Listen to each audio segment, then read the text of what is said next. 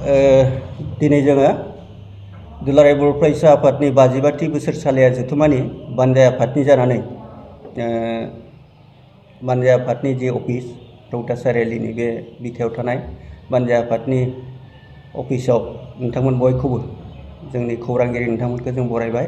लोगोसे जोंनि गासै बर' माहारिनि गासै रायजो राजा मेलेमजिबि आरो गुबुन गुबुन गौथुमनि बिबानगिरि बिथांमोननो जों दुलाराय बर' फरायसा आफादनि 52थि बोसोरसालि जथुमाखौ लानानै जोङो नोंथांमोननो बे समाव हामग्लायनायखौ बावहरग्रोबाय।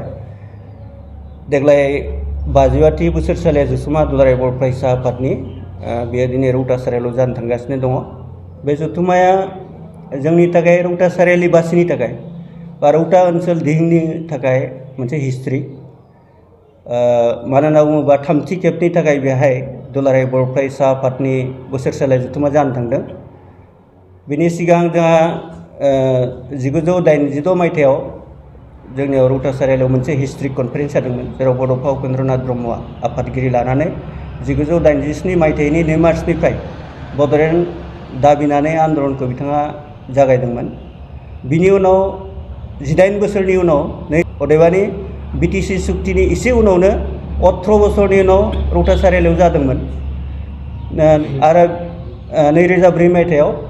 बिनि उनाव बिटिसि सुक्तिनि उनाव फैयै फैयै देग्लाय आरो 2023 मायथाइनि जानुवारि दाननि 26, 27, 28 आरो 29 अक्ट'आव बेयाव हिस्ट्रिक कनफारेन्स जानो थांदों। बे भिउ पइन्टआ नैबेयाव बुंदों आङो, सिगांनि 82निफ्राय 2004 मायथाइयाव जानाया 18 बोसोर 18 बोसोरनि उनाव जादोंमोन।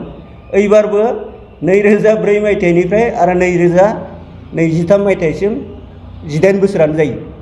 बे दिगाव जोंहा मोनसे हिस्ट्रि आरो गुबुन बिथिंथिं एसे सिगाङाव जिहेते दुलाराय बर' फरायसा आफादजों भारत सरकार आरो गुबुन गुबुन आफादजों मोनसे सुक्ति जानानै थांदों बिटिआर।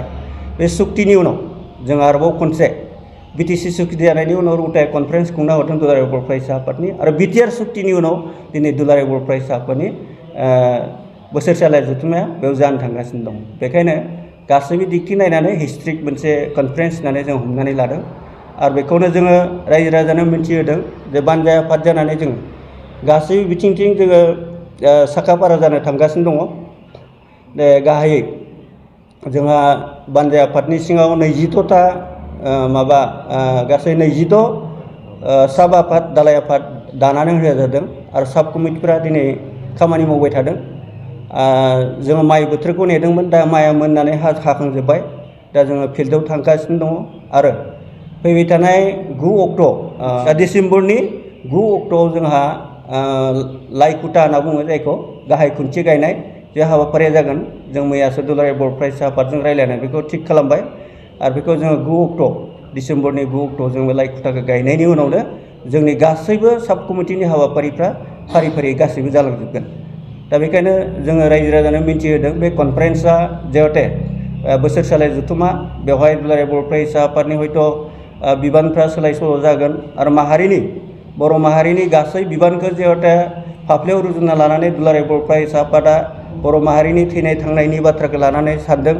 जों मिजिंथियो फैबाय थानाय जोंनि दुलाराय बर' फरायसा आफादनि रौतायाव जानो गोनां 52थि बोसोरसालिया जथुमानि उनाव बर' माहारिनि थैनाय थांनायनि बाथ्रा, जोंनि एक्जिस्टेन्सनि बाथ्रा, जोंनि डिगनिटिनि बाथ्रा, जोंनि राव हारिमुनि बाथ्रा, जोंनि थुनलाइनि बाथ्रा गासैखौबो लानानै जाहाथे रोखा मोनसे डिसिसन फैगोन होननानै जों आसाबादि आरो बेखौ लानानैनो जोङो दुलाराय बर' फरायसा आफादनि जे 52थि बोसोरसालिखौ जुथुमनो बा बानजायनो थाखाय जोङो बानजाय आफादा रौता दिहिंनि गासै मेलेमजिबि रायजो राजा, फरायसुला फरायसुलि आरो गुबुन गुबुन बिथिङाव खामानि मावनाय, राजनितिक बिथिंथिं खामानि मावनाय, जेरै गुबुन गुबुन दोलोफोर BPFनि बिबानगिरिफोरबो जों बानजाय आफादाव खामानि मावफादों। UPPLनियाबो बिबानगिरिया दंखाजोबो आरो बिथिं कंग्रेसनि BJPनि गासैबो जोंनि दोलोनि मानसिफोरखौ जोङो सरजाबनानै बानजाय आफादखौ जोङो मोनसे पुर्नांग रुपाव दानानै जों बेखौ बानजायनो थाखाय थियारि जादों। लाइकुन्टा गायनाय हाबाफारियाव जोङो गाहायै लाइकुन्टा गायसनगिरिया जागोन जोंनि दुलाराय बर' फरायसा आफादनि मानगोनां आफादगिरि दिपेन बर' आरो बेजों लोगोसे जोंनि बिटिसि ओनसोलनि जेसेबांखिनि EMफोर दङ, एग्जिकिउटिभ मेम्बार काउन्सिलनि आरो ओमफ्राय MCLA आरो MLA बिथांमोनखौ जों लिंनाय जादों आरो गुबुन गुबुन राजनीतिक दोलोनि बिबानगिरिफोरखौबो जों लिंनाय जादों। जोङो बानजाय आफादनि जानानै बे बिथिङाव नैबे 55थि बोसोरसालिया जथुम्माखौ मोजां भाबै जाफुंहोनो थाखाय जोंनि ओनसोलनि खाथि खाला थानाय दुलाराय बर' फरायसा आफादनि हिसाबै आङो आनसलिक कमिटिखौनो मुं खारिनानै बुंनो सानो। गाहायै रौता दख'रा दुलाराय बर' फरायसा आफाद, नांजाबनानै थानाय बर' बाजार दख'रा दुलाराय बर' फरायसा आफाद, अरां दख'रा दुलाराय बर' फरायसा आफाद, बरसला दख'रा दुलाराय बर' फरायसा आफाद आरो माजबाद दख'रा दुलाराय बर' फरायसा आफाद, लोगोसे नोलोबारि दख'रा दुलाराय बर' फरायसा आफादनि गाहायै जोंनि उदालगुरि साब डिभिजनाव गोलैनाय आनसलिक कमिटि एबसुनि रायजो राजाफोर दङ, जोंनि बिबानगिरिफोर दङ। बे बिथिङाव जोङो बानजाय आफादनि जानानै बानजाय आफादा दुलाराय बर' फरायसा आफादनि बिबानगिरि, उदालगुरि जिल्ला दुलाराय बर' फरायसा आफादनि बिबानगिरिफोरजों सावरायनानै जों थिग खालामदों दे बे जथुम्माखौ मोजां भाबै जाफुंहोनो थाखाय रायजो राजानि जोंनो गोबां मा होनना बुङो हेफाजाबनि गोनांथि दङ आरो रायजो राजाया जाहाथे जोंनो गासैबो बिथिङाव जानाय लोंनायनिफ्राय जागायनानै बेयाव कनफारेन्सनि जायगा बानायनो थाखाय मुवा बेसादनि जागायनानै माइरं दैरं जगायनानै बिथांमोना जाहाथे जोंखौ सहाय खालामो बानजाय आफादखौ आरो बे जथुम्माखौ जाहाथे मोजां भाबै जाफुंहोयो। बिनि थाखाय रायजो राजाया बयबो आंनिनो आंगोनि मोनसे फरायसा आफाद। जों बयबो मिथिगौ जे दुलाराय बर' फरायसा आफादा बर' माहारिनि मोनसे सिनस्रि आफाद। दा बेबायदि आफादखौ अनसायनानै जोङो जुदि दुलाराय बर' फरायसा आफादनि बोसोरसालिया जथुम्माखौ खुंफुंनो हायोबा दुलाराय बर' फरायसा आफादनि बिबानगिरिफ्राबो खामानि मावनो थाखाय गोहो मोनगोन। बिनि थाखायनो गासैबो बिथिङाव रां रुफा थाखा फैसा जानाय लोंनाय गासैबो बिथिंथिं जोंनि बानजाय आफादखौ सहाय खालामनो थाखाय आं बे बिथिङाव रायजो राजाखौ खावलायनाय जाबाय। नोंथाङा सानाय सुनाय बेरामनि जेंनायाव गोग्लैदों नामा? जुदि नोंथाङा सानाय सुनाय दंब्ला जिंगा सिनांगौ गैया। चिरां जिल्लानि बेंटल गेट साफागुरियाव दायो SI निउर' थेरापि सेन्टार दंसै। बे थेरापि सेन्टाराव नोंथाङा गोरलैयैनो देहानि सानाय सुनायखौ फाहामथाय लानो हागोन। बे आथिं सानायानो जाग्रोदों, ओमफ्राय जानाया एसे सिगांनिफ्रायनो जाखादों, ओमफ्राय बिदिनो गुबुन गुबुन मुलि जाबाबायदों, ओमफ्राय हामाखै।